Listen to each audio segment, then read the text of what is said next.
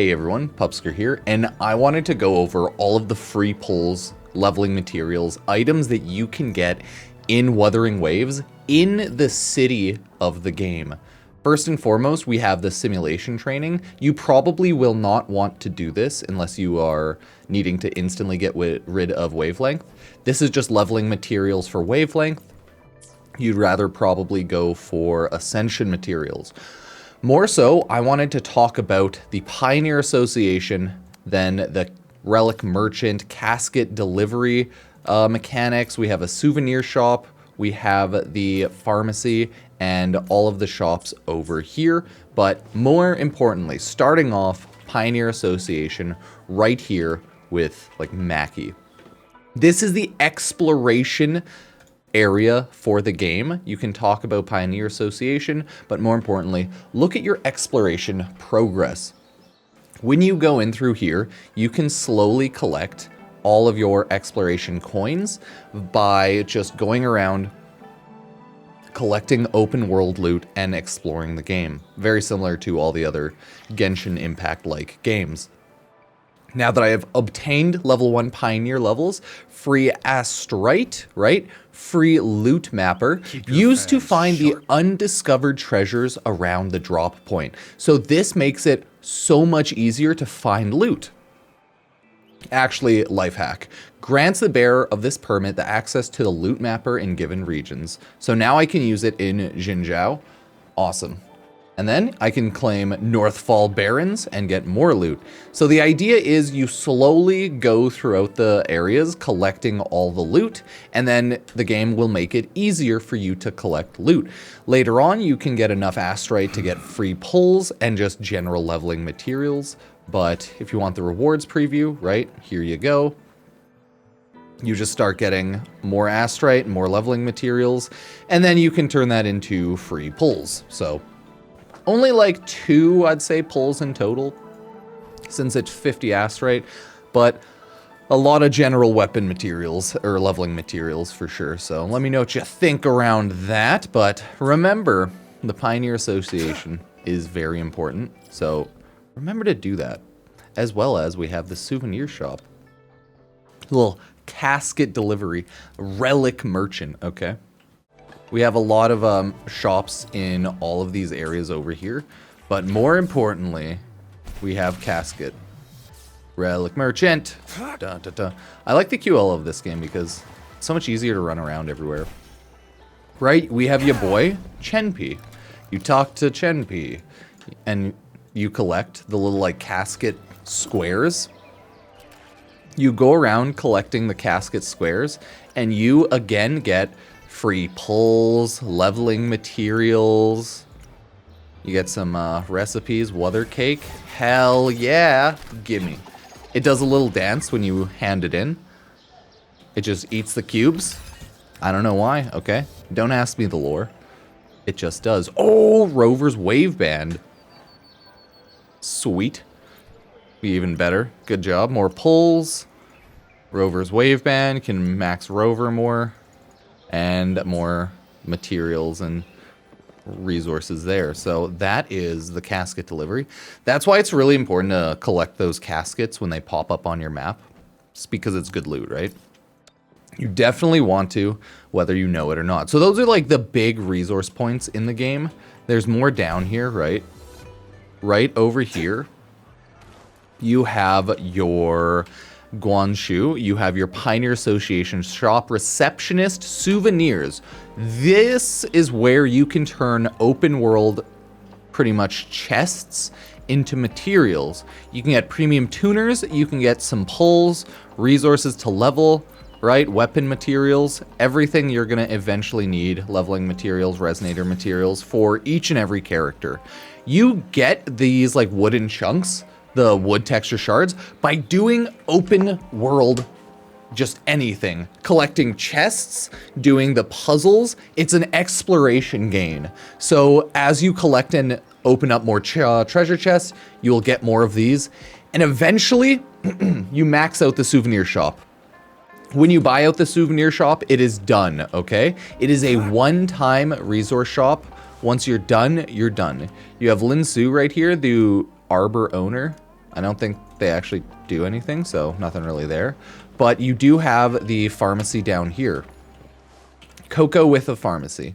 This is actually a pretty good area because you can buy your ascension materials through the shop. It resets, weekly reset, it says behind my head, you can't see it, every Sunday to Monday. That's like the reset, Sunday night, Monday morning, right? Either way.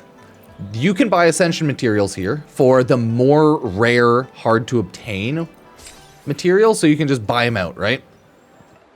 If you ever need to do that, keep that in mind. If you need to ascend a hero early on, it's a very, very good thing to do. Look at that. Upgrade my stuff. This is the battle pass. Always claim that, of course. And then you just have a couple things over here. So those are the big shops in the area. No shock there. But you also have the synthesizer here, same as in Genshin and those other type of games. It's where you can create healing resource materials. It's where you can create other synthesis and experience materials. See, weapon XP. You can collect the rocks for weapon XP, so remember that. Okay, good to keep in mind. More importantly though, you can upgrade your materials into higher level materials so that you can make more weapon stuff, right? Like I have a lot of these and I need a lot of those, so bada bing, bada boom, I have created 14. I don't think I need a ton of these yet, so we'll just ignore that for now, but that's the synthesizer. Okay, you definitely want to use this, and you have a synthesis level. Eventually you can level this up, get more loot, get more loot, get more loot, get more loot, and yeah. So you want to synthesize things to level them up like this, purely for synthesis levels, right? Research XP, synthesis levels. So remember to collect all your open world materials that you run by. There's another shop. Is it with you? No, it's not with Shisha. Okay, bye, buddy. There's the forge, I should say. So down here, you have your boy, Uncle Wei. He is... Oh, I gotta collect that gourmet rumor one. I'm collecting on all of them. They're all talking about the gourmet. Anyways, this is the weapon forger, your boy. So you can rearm. That's where you can buy some stuff. Right? Not bad. Not bad. You can buy... Oh, you can just buy the resources here. Oh, so this is going to come in handy really early on for a lot of people. Because you can buy weapons, right? Like, what? I don't know if it's broken or if this is how it's supposed to work. But you can just straight up buy resources like that. Right? You need more of these. Buy more of those. I know I need more of these. So I definitely want that. Definitely want those. So that's just kind of how it works. It's a shop where you can buy a bunch of resources. Oh, how many to buy? 29 there. And I would recommend you take advantage of these wholeheartedly, okay? I don't think the shop resets at all. So it's like a one and done type of deal. Once they're sold out, they're sold out. But you're going to need all of this. So it's a good idea to just do it, if you know what I mean. Just like grab it. It only goes up to green level weapons, so it's nothing amazing. But the weapon and skill materials are more useful. So keep that in mind. Uncle Wei is absolutely OP. You can craft weapons as well. So if you need to craft weapons over here, you can do that. I could very quickly craft myself a better weapon for your boy, Calcharo, and I think I'm going to do that. I'll grab him a quick upgraded Proto Blade, right? Be like, there you go, Calcharo. You're going to love this. And you want to know something? Skilled Craftsman. He will love it. So I swap this out with that. Swap this, right? Upgrade. Will that eat 20 whole levels? Yeah, it will. That's a little too aggressive, huh? Probably should do some of these. 3 of those. Upgrade the sword to 20, you know, we'll ascend it once. It'll get 20 to 40. Then you can eat the lower level sword. And you should be good to go. Right? Urgh, what an upgrade. Already we're just thinking with upgrades. And then Calcharo can get another one. Oh, even better. Even better. Okay, no, I'll actually just keep it there. Because I'm going to wait until I get a 3-star one. But keep that in mind. You can kit out your earlier leveled up heroes somewhat faster over here. And then just go collect all those ascension materials afterwards. Okay, that's like a no-brainer. Have to do it. Just do it, okay? There's no question about it. This is a beginner's guide. It is to get all of the good loot early on. I'm here to give you the beginner guide tips and tricks, okay? I have more quests here, but I'm not grabbing that right now. This is the food resource vendor. You can just buy food and food resources from them. Probably not a good idea to spend your money here early on. Because again, weapon ascension, character ascension materials, everything like that. Cheers, cheers. Thank you, everybody. But just collect everything, right? That's all you need to do. You just go through and collect everything. And then last but not least, we have the food vendors over here. Do some quests with them. They were fun quests. Oh, that's where you can buy some food and recipes. These food buffs are actually really good, right? Crit rate 10%, 15 minutes. Reduced wall, right? Party attack crit, defense. And you can also make food right here. So if you want to make your own food, which also has proficiency, which also has chef levels and resources to obtain, then you're good to go. So, yeah, it's even more stuff to do there. And then other than that, that is like the whole city. There's more items to obtain and quests to get, but that's like the quick rundown of all the general resources you can get there. If you use the loot mapper now, I think if I look at it, oh, there we go. That's the loot mapper. So it shows you where all the loot is on the map. Very quickly, I wanted to show off how that worked. Because, I mean, it's my first time using it. I wasn't even sure how it worked. So there should be a chest somewhere here. Somewhere around here. Somewhere? Okay, no, it's higher up there. Oh, God. There's a chest somewhere here. It's higher up there. It's time. I should, in theory, be able to run up there. Not quite. But anyways, that seems to be how the loot mapper works.